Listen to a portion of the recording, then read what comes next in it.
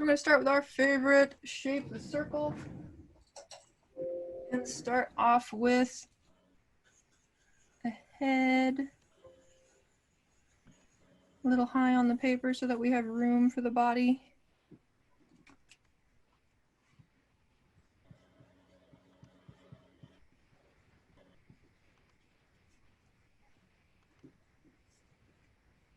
And to indicate direction of which way this head is turning, I'm going to put my little line of symmetry, my nose line.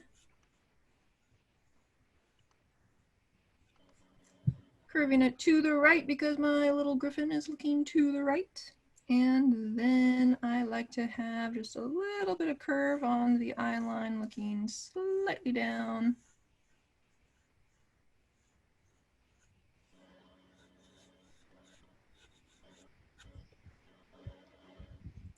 And right where these two cross, that's where we're going to start placing the beak. And you can do any kind of beak you want, honestly, but I'm going to go ahead and do one of these downturned beaks like owls have. Or some do at least. I don't know about every single owl.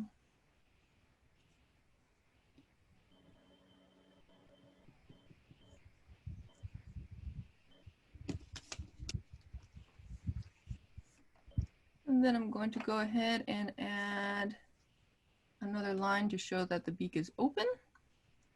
So this one right here, little curving V.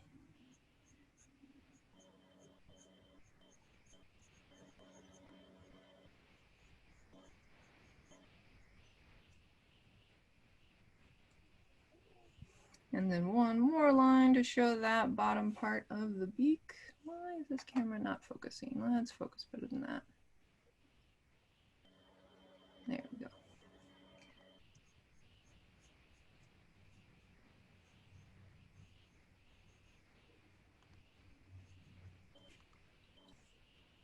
Then we're going to go ahead and add some big bulbous eyes on either side, starting on that eye line.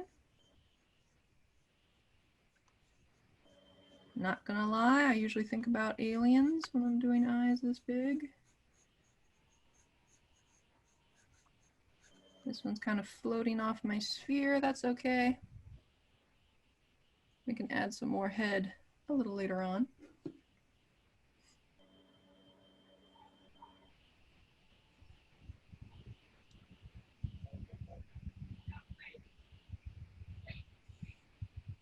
And then I'll stick in a couple of ovals where I want the highlights or the reflections to be. I don't know why, but I chose to put two reflections this time. So I've got a big oval at the top and a little oval closer to the bottom. And if you'd like to add little eyelashes for whatever reason, you can do that too.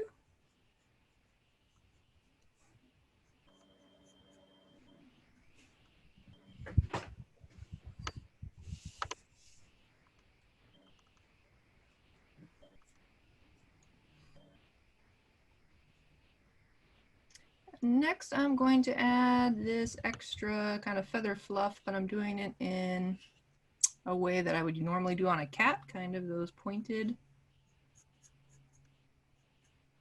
shapes. Give myself a guideline.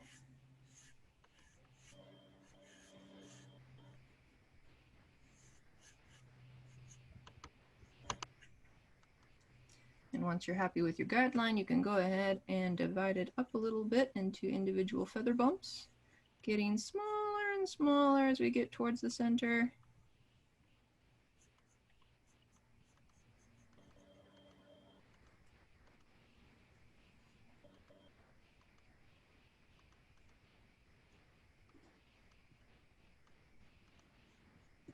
And likewise, we'll put on some cat ear shapes and then cover them in feathers. So I've got kind of a smooth side on the front. You can make them as large or small as you like. And then I'm going to add this little bit of feather texture to the back.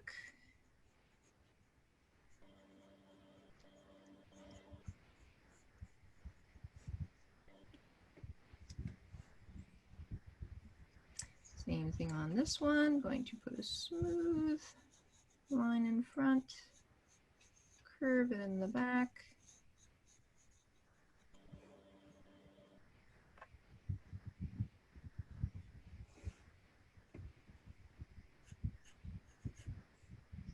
And then add some little feather bumps.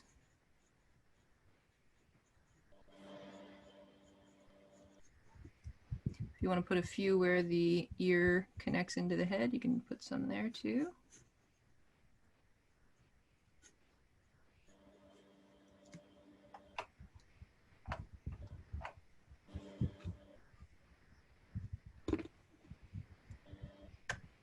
And then you can go ahead and get rid of all those plot lines, the eye line, the nose line, the bottom of the circle.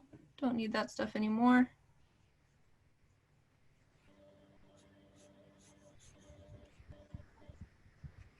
And we'll start adding the body, which is still quite small and fairly smooth on one side and kind of bumpy on the other. So for the back, I can kind of resketch where my circle was and just flow it on down.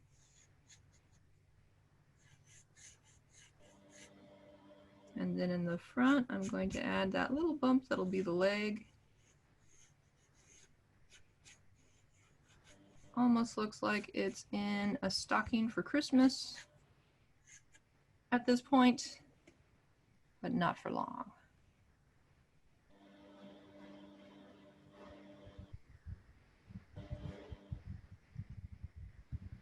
I'll go ahead and add a little foot shape at the bottom, just so that I know that's a leg. And I'll make another one of those foot shapes a little bit bigger and slightly lower on the paper. I know I say it a lot, but sometimes you forget to draw the things that are closer to you a little lower on the paper.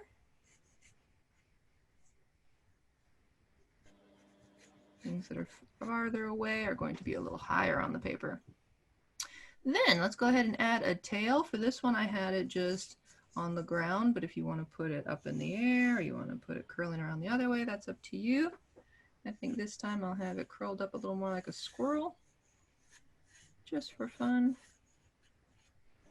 And because I have room on my paper. Oh, the wings will cover it up later though. Okay, maybe not that. Maybe that's why I had it on Okay, the floor. Betsy, is it okay if I draw? Draw what? Is it okay if I draw that character, the Dungeons and Dragons character? Sure.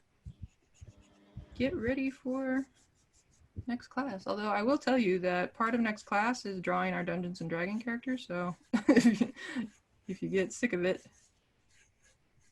that's on you. No, I'm kidding. Oh, okay. But we are going to do a little bit about how do we draw personality into a character. Yeah, true. Like you can I don't think certainly any of us thought that out. Well, maybe me a little bit at first, yeah, well, but yeah. yeah, but I don't Last think. week was a little bumpy, so we didn't get to draw.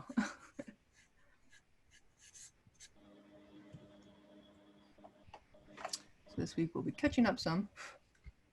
But I know you already drew your character. Kristen already drew her character. So this is more like how to refine and make them even more personality. Flamboyant? No. Expressive? I guess expressive.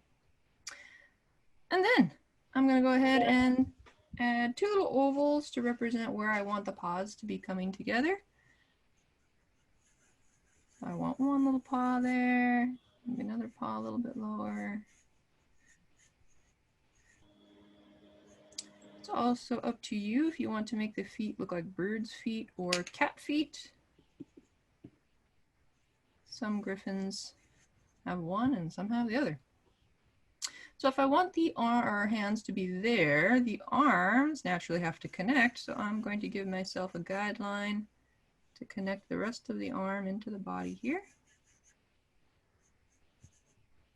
And use my overlapping lines to show that this lower part of the arm, let me zoom in, is closer than the upper part of the arm. So I have that line going farther that way and this one peeking out from behind. On the other side, we might only be able to see the lower part of the arm, so I'm just going to add a volume right there.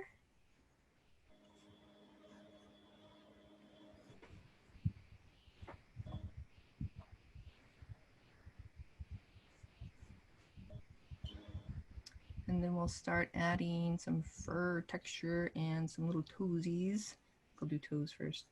I'm going to come up and around my oval and then have an overlapping line to make one toe there, another toe there, and a third one just curling up.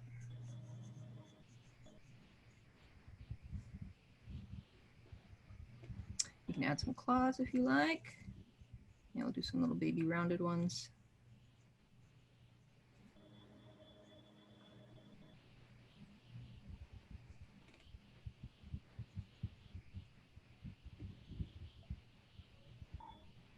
And then I'm going to add some fur texture kind of at the wrist and at the elbow. And again, you can move these wherever you want. If you want your feathers or fur to stop a little farther back, you can do that. Maybe they cover the top of the paws. That's a thing too.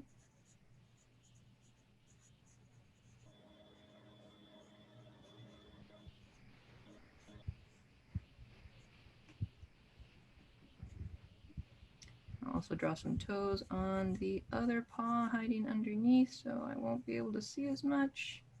Overlapping is our friend.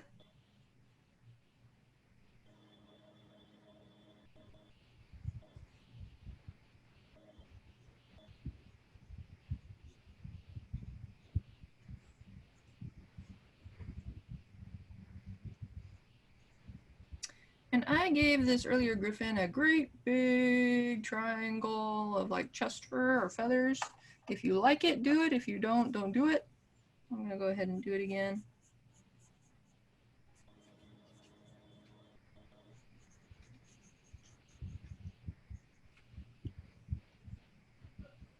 And I'm going to add some lines to separate the belly fur from the fur on the top of its back and legs. This one will be smooth since it's the leg there. Whoop, a little small. Should at least be as big as this one over here.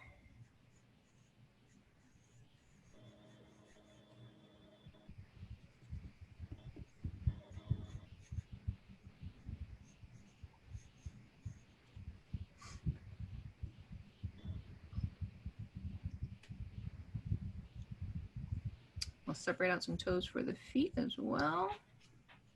One there, one there, one there. And since I added claws to the front legs, I guess I'll add some little claws to the back legs too. Yeah, why not?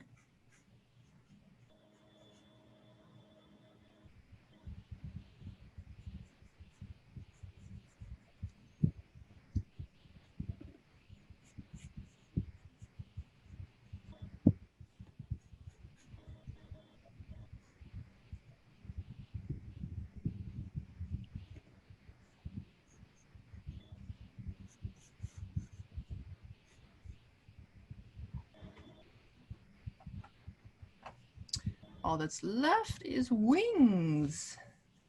So I'm going to go ahead and give myself a guideline that goes right through my Griffin's head.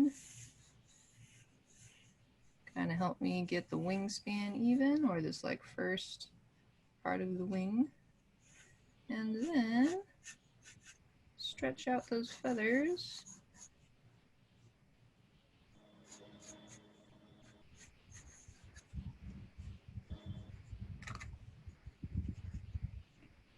Going for the big shape first.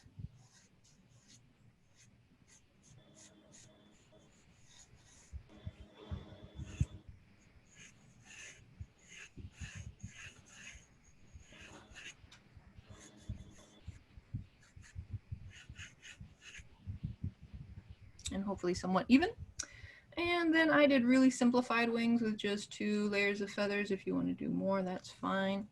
but I'm going to go ahead and separate mine into maybe 3 layers of feathers this time.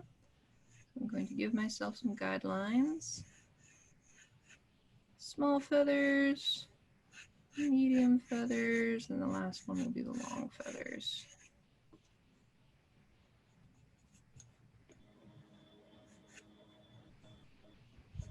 Same thing over here. Skinny row on top for small feathers, medium row in the middle for medium feathers, and then I'll have my last row, the longest, for the long feathers. The small feathers are going to be very heavily overlapped, so instead of doing like U's for feathers, I'm going to be doing kind of like little J's, little overlapping J's. I guess backward J's.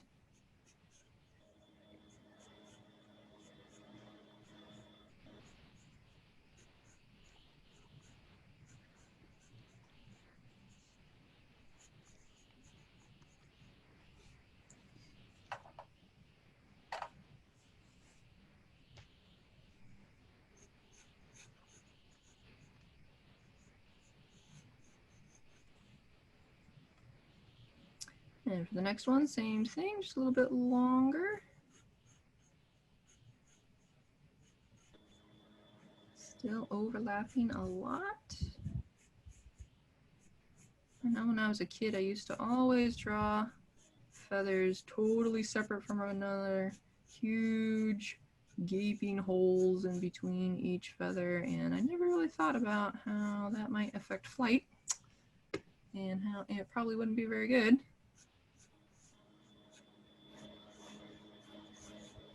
And for the long feathers, I'm going to go ahead and separate out a couple of these.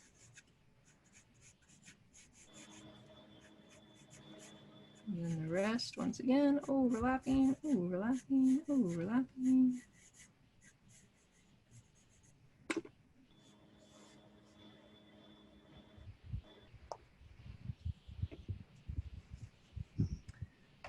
And time to repeat on the other side.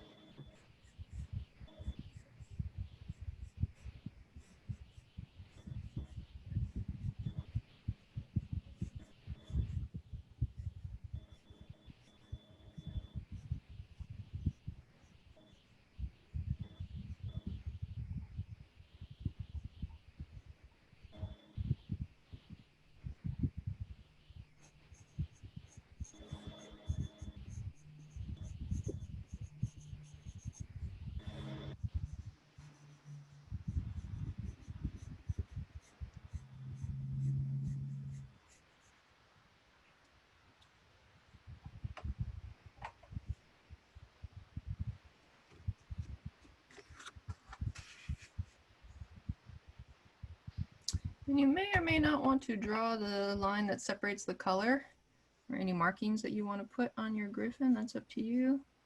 I'm going to go ahead and separate out my colors here.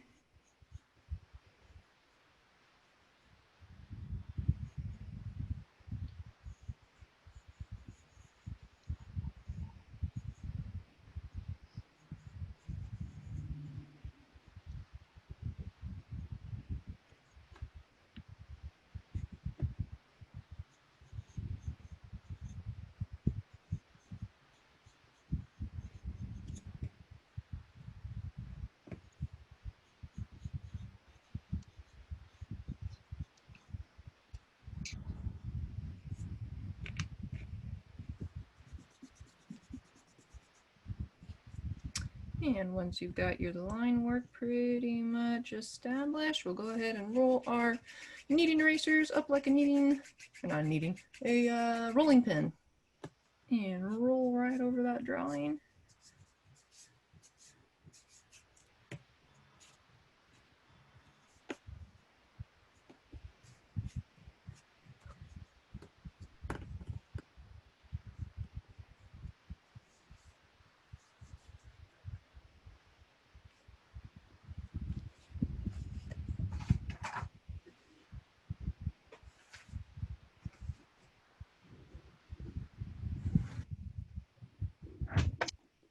grab my inking pens. Down here. 2, a 5, a brush. I guess I'll use those then. I'm going to take my 5 and go ahead and ink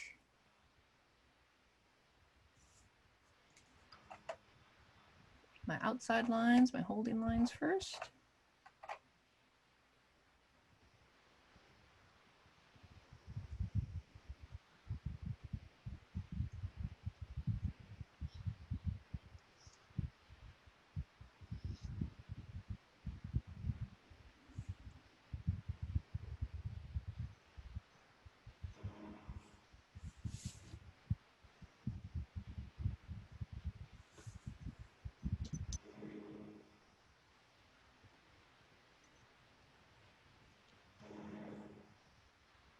What?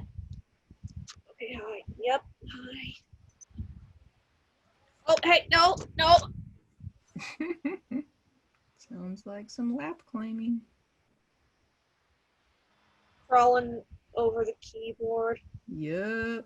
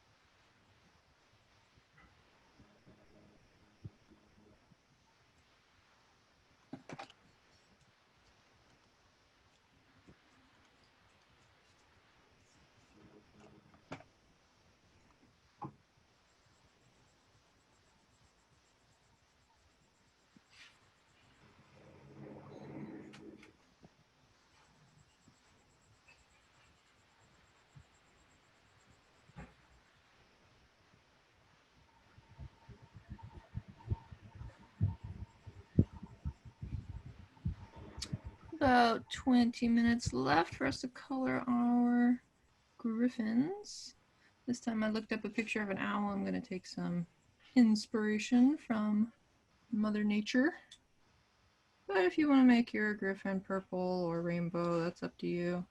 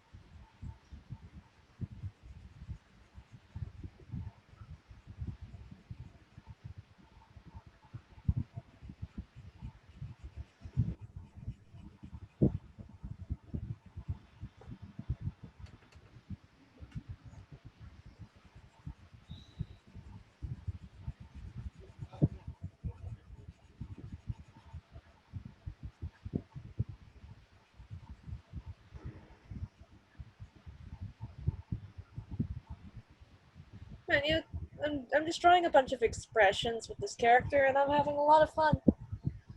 It's also really helping Excellent. me like get into the vibe. Yeah, of this character.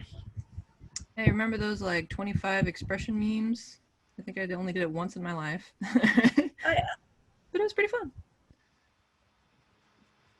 Yeah, I'm kind of doing something right now like that, except it's only got 14 expressions. Wow, that's still a lot. Over halfway there Yeah, if you're getting to 25. although it is fun though, especially especially since this is like a cartoon character who's kind of and they're kind of made to be expressive. Very true.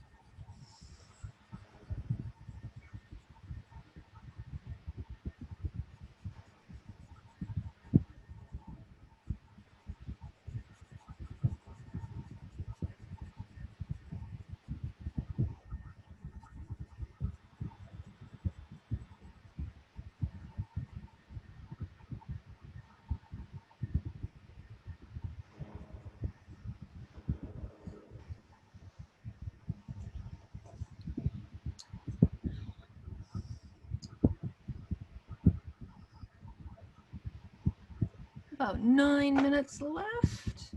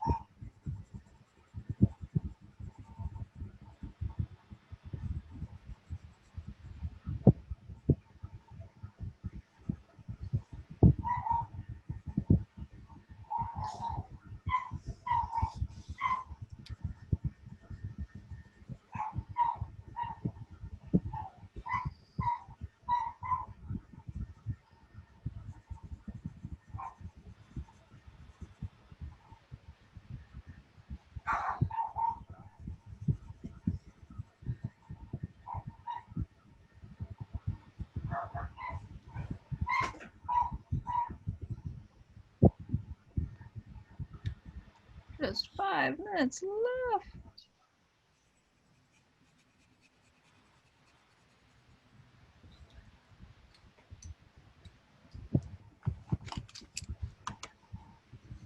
Oh.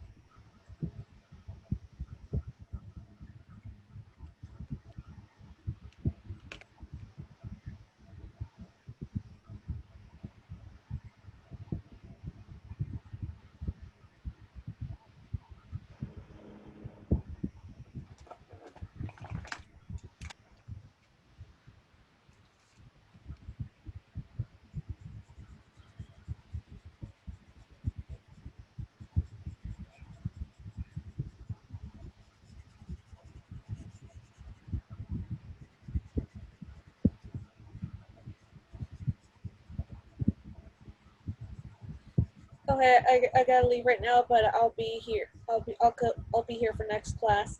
Okay. Like I might not show up for the rest of this, but I will show up for next. Got it.